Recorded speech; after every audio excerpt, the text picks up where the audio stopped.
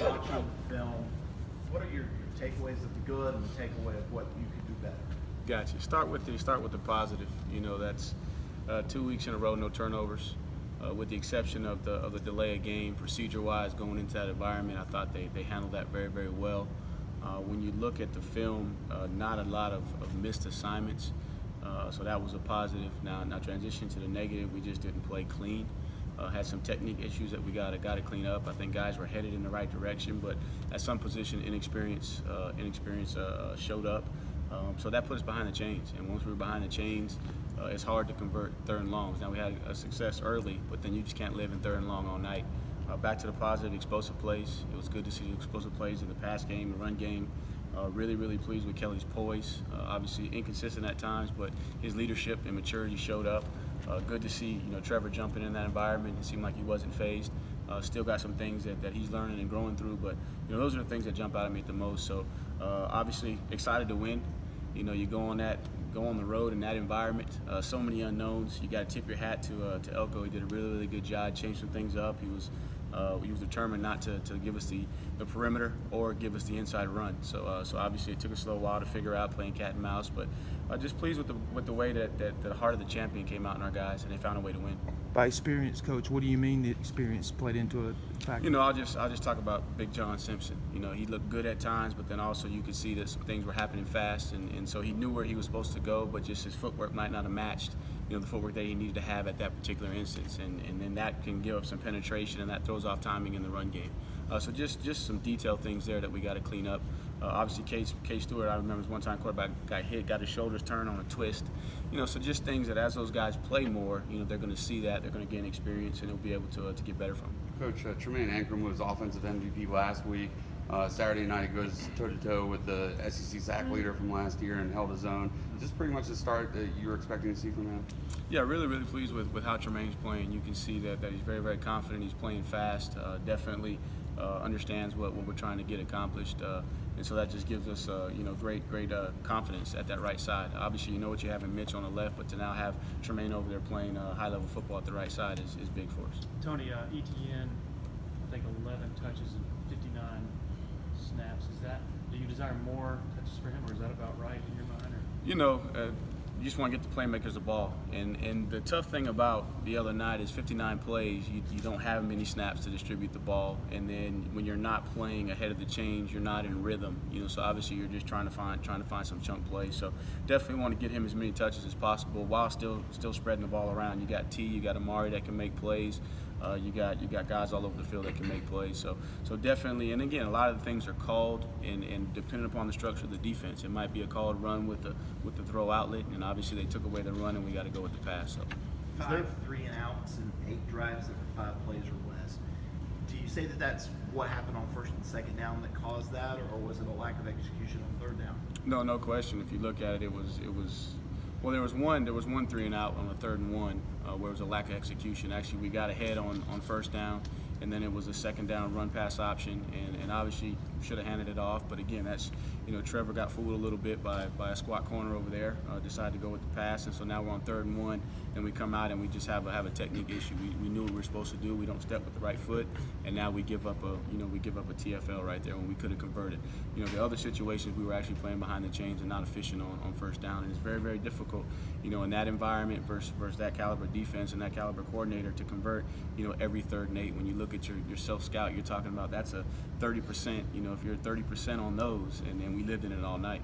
That's that 3rd and 1 you're talking about where Trevor just read it wrong. That's where this is good for him to get that experience and see those kind of things. The 3rd and 1, no, that wasn't Trevor. Oh, okay. Trevor actually was doing exactly what he was supposed to do. It was an issue up front where we knew what we were supposed to do. We just didn't step fast enough. They timed it up, and they were in the backfield before we could squeeze the gap.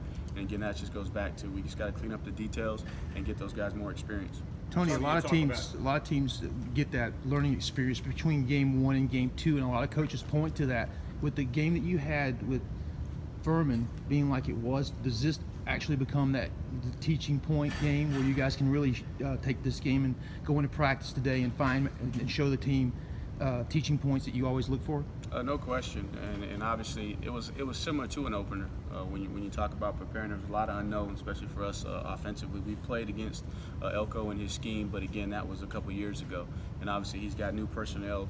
Talking about one of his guys came out and said they might try something different, and he did a little something different on third down that we hadn't seen in the past. So it was a lot like an opener. There was a lot more in the plan to be able to have at our disposal, just to try and see how it was going to weed out. So definitely, but I think the biggest thing from this game that we're going to be able to coach off of is we made a lot of mistakes, and mistakes that could have cost us the game, and we found a way to win. And so if we can take ownership of that and go back to the basics and really focus on the detail, the guys played hard, man. They fought their tails off. But again, our formula for success, and you see it here on the walls in the indoor, is that you got to have effort with technique. And we had a ton of effort, and we had technique at times, but we didn't have consistent technique, every single snap that we needed. Tony, you talk about Kelly's poise. The way he's handled this entire situation, I mean, some guys might not be ready for moments where you have to step up, but he was ready for that moment, wasn't he? No question, and he proved that last year, and he, he's just being who Kelly Bryant is, and the way that he's handled the situation is just a reflection, as I keep saying, just a reflection of his character. I mean, he's an unbelievable human being, unbelievable young man, and he's found a way to be able to not let what's going on outside around him, infiltrate his mind. He's just able to stay focused and just focus on himself. Does a win like this, where your feet are really held to the fire in the fourth quarter, really pay bigger dividends down the road, as opposed to if you'd gone in there and won 28-3 and kind of cruised home? I think it's confirmation that Coach talks about all the time that we're built for this. And when you look at Coach's record in one-score games, obviously he's proven that we are built for moments like this. And it's a great challenge. And obviously, at times adversity hurts. You don't like it, but it's necessary. And so this is a necessary adversity for us to be able to grow. If we want to be a great offense and we want to be a great team, then we got to take this learning experience and go get better. I guess you learn far more about your team from an imperfect performance like that than if they went out there and just played lights out.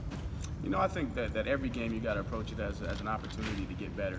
So I wouldn't say necessarily, but we know that we had some things that we need to clean up, and we're going to get better. We're going to go back and work our butts off in practice and get ready to play, because this is the biggest game on the schedule for Georgia Southern. Coach, there's been so much focus on the quarterbacks, but we haven't asked you as offensive co-offensive coordinator, what's that been like for you? How much of a challenge is that? Calling plays, game planning for two different quarterbacks with different skill sets? It really hasn't been a challenge, thus far. Obviously, you see there in 3rd and 1, Trevor's got to step in there and execute the game plan, and it was a call quarterback run. So it really hasn't been a challenge for me thus far. Obviously both guys have shown that they deserve the right to play. Both of them have grasped the game plans, and so obviously, the biggest thing for me, the biggest challenge is how our defense is going to defend us, and trying to see is there a difference in the way that they defend, the two quarterbacks, and thus far, they've played them both the same way. Did Elko take away the middle kind of the field? Looked like they were, nothing seam, slant, everything kind of had to go outside a little bit. He did a really good job of what he was gonna do is he was gonna get 7 people in the box, and get to a one-high structure, and so he wasn't gonna give you much down the middle of the field. And so you were going to have to take, the things on the perimeter. And then with him being able to get that 7th defender in the box, and by blitzing interior linebackers, he was able to contain with the end. So basically, he was bottling up your run game, up the middle. So you had to have the ability to throw the ball on the perimeter, and we just found ways to make plays. And you saw that a lot last year too, didn't you? Mm-hmm. How do you get them out of that 7 men in the box, one high structure? I think it goes back to being explosive. When you're explosive down the field, and then now they're going to have to respect T. Higgins. I think there was some unknown last year, and obviously we took shots down the field and we didn't connect at as high of a rate last year. But now you see we're connecting. The quarterbacks can put the ball where it needs to be. Those guys can make plays, and then obviously we got to do a great job of getting the ball out on the edge in our perimeter screen game, and they did a really good job of playing physical at the point of attack out there. So we just got to continue to improve. Tony, how much do you know about Georgia Southern? It's not a whole lot. So it's kind of like last week. You're watching a little bit of Georgia Southern film. You're watching App State, because that's where the coordinator came from. Now the scheme is completely different. They're going to base more out of an odd structure, play an Okie defense, try to get 7 people near the box. Now they play some variations of coverage that you don't typically see, something that we got to get the skill guys, the quarterbacks, and everybody prepared to see. So, but they're going to play hard. Georgia Southern's always had good athletes. They move, they run well, they're physical, their linebackers will come downhill and hit you. So we're preparing for a very competitive game. When they're bringing pressure like they did late in the 3rd quarter and 4th quarter, What can you do to start? Is it just a form of execution that you just got to execute now? Because you're not going to be able to run the ball, obviously, because they wanted to take that away from you. Right, you got to be able to run the ball, you know, when it presents itself, and figure out which schemes are going to give you the best opportunity when they are bringing the pressure, and then you got to make sure your protection is solid, and then you got to take advantage. If they're going to bring pressure, that means they got more guys close to the line of scrimmage, so they're going to be a little bit softer in coverage. So you just got to throw and catch, and you got to keep the quarterback upright by protecting them. Tony, Garrett Williams was not available Saturday night. Did that affect you guys a little bit, your point of attack and the run blocking scheme, you think? You know, I don't think so. You know, because we were able to still have a little bit of success. We were able to run some gap schemes and have some success. So no, I wouldn't say that limited us. How has Feaster kind of handled going from being the #1 back to now? I think his first touch was the third quarter. Yeah, Feaster's been good. You know, his attitude is positive. He's actually, you know, increased his intensity in practice. And again, part of it was he came into camp, he was hampered a little bit, so it's taken him a little bit of time to get himself back into to really feeling good. And he's been good to all those guys. And it was a tough situation. I told him after the game, you know, I'm just like any coach. I want my guys to touch the ball, but you got to do what's best, you know, for the offensive unit to be able to win the game and get the job done. And again, because they were taking away the run, there weren't as many touches for those guys, and you had to be able to have run-pass options. And there's going to come a day, but we knew going in we were going to have to protect the quarterback, and if we call quarterback runs, we're going to have to be physical at the point of attack and blocking, and that's what those guys did. Tony, we all know there's a big storm in the Atlantic. Is that one of those things that you don't worry about until they tell you to worry about, or do you talk to guys maybe whose families might be in the projected path of the storm and just see how they're doing? I mean, how do you handle something like this? Because it seems like it's a yearly thing. You know, no question for me, I'm from Charleston. Yeah. And so for a long time, that's where the storm was headed, and I got family down there, and so obviously that's something that's in the back of your mind. From a preparation standpoint in terms of the weather, you know, we'll worry about that when they tell us we need to worry about that. Obviously, we're going to go put the best plan together, but you got to be sensitive to those guys that may have, you know, family members back home, because at the end of the day, I mean, they're people first. You know, a lot of times we make them out to be gladiators because of what they do on the field, but they're people first, and I think that's what Coach Sweeney's done an unbelievable job with this program is making sure that everybody's mindful of that, and when you're mindful of that, you're able to bring the best out of people, and then that's why they can go out and play at a high level. How, I mean, was that Notre Dame game a few years ago? Was that the wettest that's ever been up here? I know you were up in the booth, right? Yeah, I was up in the booth. I can remember back in '02. We played Georgia Tech here. Yeah. It was pretty wet then. I think we played during the tropical depression. I think the tropical depression was coming through here, but in my recent memory of being on the staff, that is the game that I remember being in the West. How did you keep guys focused when the outside talk was all, hey, there might be a big storm?